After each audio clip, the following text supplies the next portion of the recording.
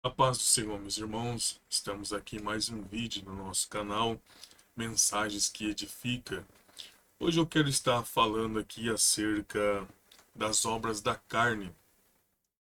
A gente vê muitas pessoas cometer muitos pecados, muitos deslizes, e sempre joga nas costas do diabo. Eu pequei porque o diabo me tentou, ou seja, sempre arruma uma desculpa para os seus pecados, para as suas falhas, para os seus momentos. Mas vamos ver o que a Bíblia diz a respeito disso. Mas antes eu quero convidar você que ainda não é inscrito neste canal, que possa estar aí nos ajudando, se inscrevendo. Com certeza não vai lhe custar nada. Um simples clique aí no botão de se inscrever, para que você possa dessa forma estar fortalecendo o canal a ser divulgado para mais e mais pessoas. Deixa aí também o seu like, o seu joinha e compartilhe com amigos, familiares, para que mais pessoas sejam aí fortalecido através das Sagradas Escrituras. Eu quero estar lendo com vocês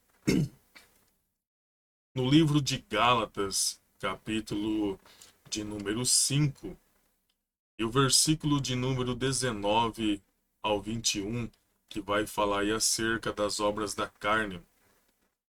Que diz aí, ó, porque as obras da carne são manifestas quais são adultério, fornicação, impureza, lascívia, idolatria, feitiçaria, inimizade, porfias, emulações, iras, pelejas, dissensões, heresias, invejas, homicídio, bebedice, glutonaria e coisas semelhantes a esta, acerca das quais vos declaro, com que já antes vos disse, que o que comete tais coisas não herdarão o reino de Deus. Observe nesta palavra que às vezes a gente vê muitas pessoas dizendo: "Ah, eu cometi um pecado porque o diabo me tentou e eu fui fraco". Mas nesta palavra a gente vê falar aí acerca das obras da carne, e veja que a lista é um tanto grande, né? Tem aí muitas obras da carne. Lembrando que isso não é obra do diabo, isso é a própria carne, a fraqueza do próprio ser humano. Vamos aí até destacar novamente aí, ó, que as obras da carne são aí adultério, fornicação, impureza, lascívia, idolatria, feitiçaria, inimizade, porfia, iras, pelejas, dissensões, heresias, inveja, homicídio, bebedice, glutonaria e coisas semelhantes a esta, acerca das quais vos declaro que o que estáis comete tal coisas não herdarão o reino de Deus. Veja que é uma lista um tanto grande, e às vezes a gente vê tantas pessoas cometendo obras da carne e culpando o diabo. Ah, mas o diabo me tentou. O diabo, logicamente, eu não estou aqui defendendo o diabo, mas a gente vê nas Sagradas Escrituras que obras da carne não são obras malignas. Logicamente que o diabo, conhecendo as fraquezas de um ser humano, ele vai também se utilizar desta fraqueza. De que forma? Proporcionando à pessoa aquilo que ela já tem como fraqueza, ele vai só facilitar para que desta forma ela possa estar caindo aí no erro. Exemplo, uma pessoa que tem aí uma fraqueza acerca de adultério, como é que o primeiro ponto aqui que nós vamos estar tratando neste vídeo mais especificamente, e eu vou estar fazendo aí muitos outros vídeos acerca das obras da carne. Quando vai falar acerca do adultério, de que forma que o diabo tem a sua participação, para que não seja também só uma tendência só da carne. O diabo, ele conhece a fraqueza de cada ser humano, né? Ele já existe aí antes mesmo que o ser humano fosse criado, o diabo já havia sido criado, logicamente como um anjo de luz. Mas após a sua queda, fez-se então, né, se transformando em um demônio, em um ser que infelizmente, visa a destruição dos seres humanos. Quando a fraqueza é adultério, de que forma que o diabo atua? Ele vai só facilitar a, essa tendência que a pessoa já tem. Ou seja, vai facilitar com mulheres, facilitar, né, com pessoas cantando a outra, pessoas mandando recado uma para outra, porque ele está facilitando uma tendência que ele já está vendo no ser humano. E por isso que é tratado como obra da carne. Então a gente vê em Gálatas essa lista que é um tanto grande acerca da carne. E o que é a obra da carne? A gente vê, né, a obra da carne. Ela vai falar também lá em Êxodo, capítulo 20, versículo 14, acerca do adultério, que é um mandamento dizendo: não adulterarás. Ou seja, sendo um mandamento, a gente já vê que essas coisas era para estar bem explícito na nossa mente que isto é um pecado, uma transgressão aos mandamentos. E o que é a carne? Dentro do contexto neotestamentário, e de acordo com o original do termo obras da carne, o vocábulo carne é sarx. Esta palavra é utilizada para designar a natureza adâmica que domina o velho homem e leva às práticas das obras da carne, relacionada nos textos bíblicos em referência. A palavra carne, de acordo com a teologia, denota a fragilidade humana e a sua tendência de pecado, por isso que é tratado como obras da carne. Quando Paulo diz, lá em Romanos, capítulo 7, versículo 24, Paulo diz: miserável homem que sou, quem me livrará do corpo desta morte? Quando Paulo está dizendo aquela palavra, Paulo está justamente falando acerca do que? Da velha natureza. Quando eu aceito a Jesus Cristo de Nazaré como o único e suficiente Salvador da minha vida, a minha velha natureza, ela é sepultada, ou seja, eu me batizo e esta natureza adâmica, ela é sepultada, ou seja, as atitudes do velho homem ficam para trás. Dali para frente, eu preciso prosseguir em novas obras, numa nova conduta, um novo caráter, uma nova pessoa em Cristo Jesus. Porque Cristo faz isso em mim. Quando Paulo diz, miserável homem que sou, quem me livrará do corpo desta morte? Paulo está falando da sua velha natureza. E olhando também a um estudo romano, vai dizer que quando uma pessoa feria outra de morte de forma injusta, esta pessoa ela era amarrada ao corpo da vítima. E desta forma, aquele corpo entrava em podrificação, se decompondo, presa ao corpo daquele que havia tirado a sua vida. Paulo, pegando esta analogia, ele diz: miserável homem que sou, quem me livrará do corpo desta morte? Ou seja, onde Paulo vai, a velha natureza vai junto. Às vezes, a gente vê muitas pessoas que vêm para o evangelho. Mas você já viu aquela pessoa que veio para o evangelho, mas sempre guarda alguma coisinha lá guardada da velha natureza? Esses dias conversando com algumas pessoas, até citamos esses pontos, né? A pessoa gostava de futebol, então ela tem ali uma chuteira guardada, ela tem ali o seu uniforme passadinho guardado, ou seja, naquela velha esperança que se o velho homem ressurgir, está tudo ali guardado. Isso não é uma conversão verdadeira, porque a pessoa, quando ela é convertida de verdade, ela faz como Eliseu fez quando Elias a chamou ao santo ministério profético. O que ele fez? Ele matou os bois, queimou a carruagem. Por que ele fez isso? Porque ele queimou a ponte, ou seja, ele não ia voltar a arar a terra novamente. Ele ia prosseguir dali para frente. Então, quando Paulo diz miserável homem que sou, quem me livrará do corpo desta morte? Porque se eu não vigiar, a velha natureza está aqui dentro. Ela pode ressurgir, ressuscitar novamente se eu der lugar para ela. Então eu preciso que todos os dias está mortificando a carne. para que a velha natureza não venha jamais tomar lugar na nossa vida. A gente vê aí, ó, a gente já viu o que é obra da carne, e vai dizer ele também, ó, primeiro, carne, a primeira obra da carne, o adultério. Em algumas traduções está escrito aí prostituição.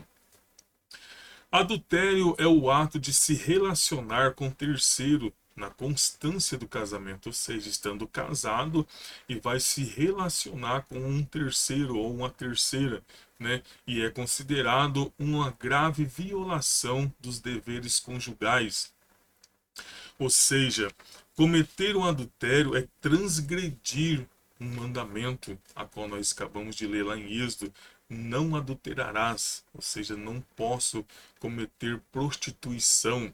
Eu preciso ter este temor na presença de Deus. E relembrando novamente, isso são obras da carne. Tem pessoas que cometem adultério, ele diz que cometeu porque foi tentado pelo diabo. Ele cometeu porque infelizmente o diabo tentou. Não.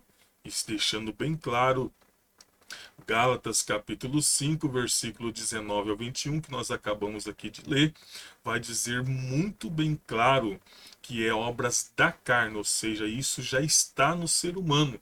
O diabo só vai proporcionar, facilitar aqui uma tendência que já tem dentro de cada um de nós, seres humanos na face desta terra. Então a gente precisa estar ciente quanto a isso. O adultério é o ato de se relacionar com o terceiro na constância de um casamento. Ou seja, estando casado, a pessoa ainda vai e comete o adultério. O adultério é um pecado e por isso quem o pratica se opõe à vontade de Deus.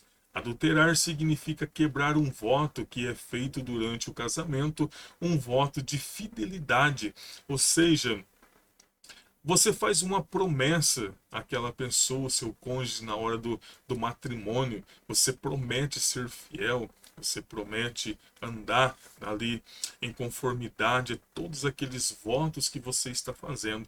Mas de repente é tomado pela velha natureza e acaba cometendo um pecado desse. Então, relembrando novamente que não é obra do diabo, isso é obra da carne, já está no ser humano. E a gente precisa lutar contra isso para poder vencer todas essas fraquezas que a gente vê no nosso dia a dia, muitas pessoas cometendo tal coisas. Quem adultera não é fiel e está desobedecendo o mandamento de Deus. Quando duas pessoas se unem ao matrimônio, não faz isso apenas perante os homens e a lei, mas perante Deus, que deseja que o casamento seja uma união inquebrável entre um homem e uma mulher. Ou seja, na hora do casamento, perante, a gente tem aquela mentalidade como se a gente estivesse ali perante só os homens. Mas isso é um engano da gente. Por quê? Porque a partir do momento que eu estou perante o altar de Deus, eu estou também na presença do meu Criador.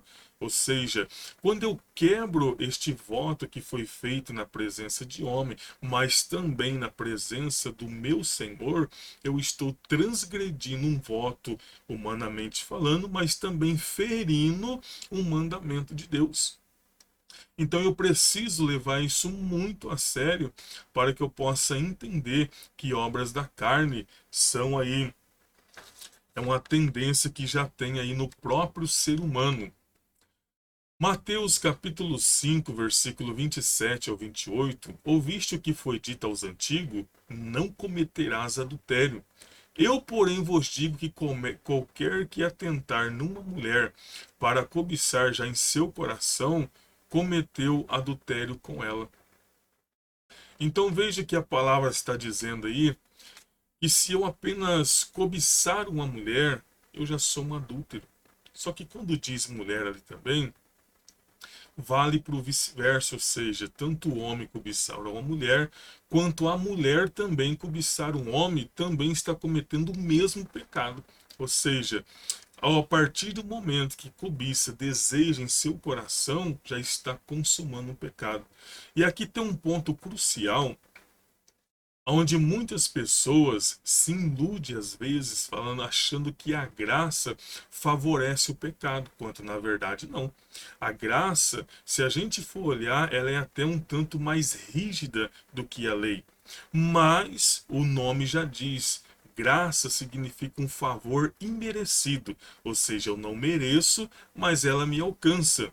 Porque se fosse por mérito, por merecimento, seria com a lei que me daria a morte. Mas a graça, aquilo que eu mereço, ela não me dá. Ou seja, eu mereço a morte e ela me dá a vida. Não por mérito, mas simplesmente porque é um favor imerecido. Mas qualquer que atentar por uma mulher já está cometendo adultério com ela. Agora pensa comigo, lá no Antigo Testamento, a pessoa para consumar um ato de adultério, ela tinha que se relacionar fisicamente, se deitar com aquela pessoa, consumando então o ato de adultério. Já na graça, basta desejar em seu coração, já está consumado o adultério. Então a gente vê aí em Mateus 5, versículo 27 ao 28, está bem explícito dizendo: ouviste o que foi dito aos antigos, não cometerás adultério. Eu, porém, vos digo que qualquer que atentar para uma mulher, para cobiçar já em seu coração, cometeu adultério com ela. Então veja que a graça, ela não facilita, muito pelo contrário, ela é até mais rígida. No livro de Marcos, capítulo 10, versículo 11 e 12, está escrito: e eles lhe disse: qualquer que deixar a sua mulher e casar-se com outra, adultera contra ela. E se a mulher deixar o seu marido e casar-se com outro, também adultera. Por que Jesus está dizendo esta palavra? Porque para muitas pessoas se torna comum, tipo assim, eu não gosto mais da pessoa, ou eu não estou mais, vamos dizer assim, me dando bem, então vou arrumar outra pessoa. Às vezes, até por uma simples briga, por uma simples discussão, acaba até trocando de parceiro, de parceira, como se isso fosse algo natural, como se fosse uma simples troca de roupa. E não é assim que funciona. Por quê?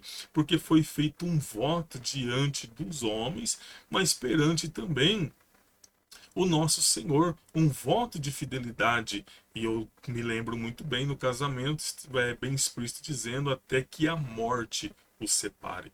Ou seja, não tem outra coisa que permita, né, a quebra do relacionamento. Logicamente que Paulo também dá esse ensino dizendo que se a mulher é crente e o marido não, o marido a deixar, ela está livre para casar com outro. Por quê? Por causa da desigualdade de um servir a Deus e o outro não. Então isso acaba atrapalhando acerca do temor a Deus, de servir a Deus, de poder ser mais produtivo ao reino de Deus. Então, nesse quesito, nessa questão, Paulo levanta aí essa tese dizendo que se o marido a deixar, a mulher está livre para casar com outro, ou também se vice-versa, o homem deixar ou a mulher deixar, ambos estão livres para prosseguir com a vida. A gente vê também no livro de Hebreus, capítulo 13, versículo 4, venerado seja entre todos os matrimônios o leito sem mácula, porém os que se dão à prostituição e os adultérios, Deus os julgará. Olha o que está dizendo aí a palavra de Deus. A pessoa aí que está cometendo adultério, Deus vai julgar. E o leito sem mácula, a gente vê que é um leito abençoado por Deus. Veja que vamos ver novamente que está escrito aí, ó, venerado seja entre todos os matrimônios o leito sem mácula. Ou seja, é um leito que tem a bênção de Deus, que não foi contaminado, que não teve aí nenhum tipo de prostituição. Porém, vírgula, aos que se dão à prostituição e aos adultério, Deus os julgará. Olhe para você ver, lembrando novamente, meus irmãos, que aí esse texto vai dizer aí para nós, onde nós lemos aí em Gálatas 5,19, são obras da carne, começando aí pelo adultério, a prostituição, né? São aí a primeira obras da carne. E na medida do possível tá fazendo aí todas essa sequência desses vídeos para a gente estar sabendo aí quais são o significado de cada uma dessas obras da carne. A gente leu essa lista, né, um tanto grande aí, ó, que são as quais são adultério, fornicação, impureza, lascívia, idolatria, feitiçaria, inimizade, porfia, emulações, ira, pelejas, dissensões, heresias, inveja, homicídios, bebedice, glutonaria e coisas semelhantes a esta. Ou seja, a lista era muito maior ainda, só que Paulo ainda diz coisas semelhantes a esta. Então, deixando bem claro para você que está aí assistindo, são obras da carne, não são obras do diabo. Relembrando novamente que o diabo se utiliza de uma tendência que a pessoa já tem para tal pecado, então ele vai só facilitar, proporcionar àquela pessoa aquilo que ela já tem como tendência dentro de si. Amém? Que Deus abençoe, que você possa estar acompanhando esse estudo que vamos estar fazendo sobre obras da carne. Hoje aí tivemos aí esse pequeno vídeo falando aí da prostituição. Em algumas traduções fala adultério, algumas traduções fala aí prostituição, mas ambos têm o mesmo significado. Aí diante da palavra de Deus, o pecado se torna aí o mesmo. Então que você possa crescer, aprender da palavra de Deus, lembrando a você que não é inscrito neste canal, que possa estar se inscrevendo, fortalecendo aí este canal, deixando aí o seu like, o seu joinha, e desta forma está fortalecendo o canal.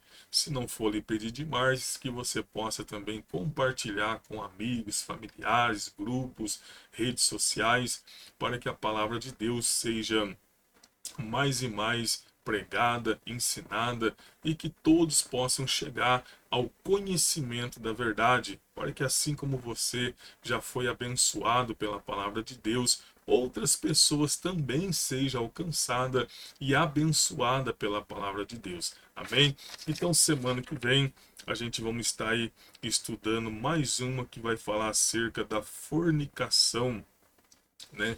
Que é também outra obras da carne. Amém? Que Deus abençoe em nome de Jesus.